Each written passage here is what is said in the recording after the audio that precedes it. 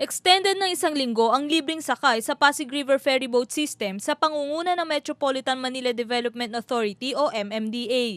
Bukod sa libreng sakay, may libreng kape pa rin at may libreng pandesal na. Isa si Aling Joanne sa mga pasaherong tumatangkilik ng Pasig River Ferryboat System. Ayon kay Aling Joanne, 2 taon niyang ginagamit ang ferryboat bilang transportasyon. Kaya naman ikinatuwa niya ang muling pagbabalik operasyon nito dahil malaking tulong umano ito para sa kanila. Maganda kasi mabilis, saka walang traffic, hindi siksikan. Convenient kasi talaga sa pagsakay. Pero nirereklamo nito ang 4 na oras na pagtigil ng operasyon at mabahong amoy pa rin ng Pasig River. Mas marami yung oras ng pagsakay. Kasi katulad yan, 10:45 tas 2:45, 4 hours ang gap, di ba? Ang layo.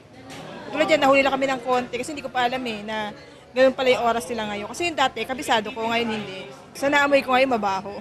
Sobra. Yun ang problema. Tapos hindi aircon, di ba? Ayon kay MMDA Chairman Francis Tolentino, pinag-aaralin pa rin ng kanilang ahensya ang mga posibleng pagbabago ng pagtigil ng operasyon ng 4 na oras. Yun yung nakita namin na patay na oras pero isa yun sa mga inaaral namin na igsian na. Siguro yung regularity ng travel ng boats. Tapos siguro yung dapat na-familiarize din yung mga kababayan natin doon sa yung waiting time, yung mga ganon. Tsaka yung tao namin, baka may pagkukulang pa.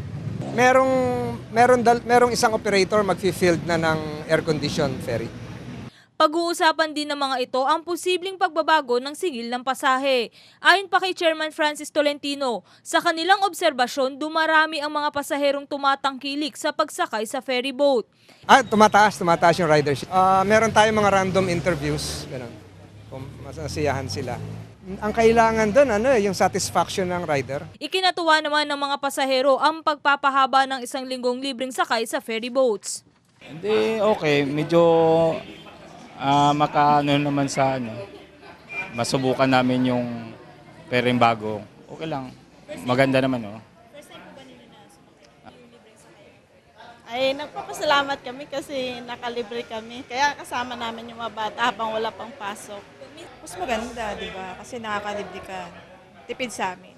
Bubuksan naman ngayong buwan ang 2 pang ferryboat terminal sa Santa Ana, Manila at sa San Joaquin sa Pasig City. Sumakay ang kapatid ni Pangulong Benigno Aquino III na si Chris Aquino sa nasabing ferryboat kasama ang iba pang artista. Ayon kay Chris, ikinatuwa niya ang inisyatibo ng MMDA at handa siyang tumulong sa paglilinis rito.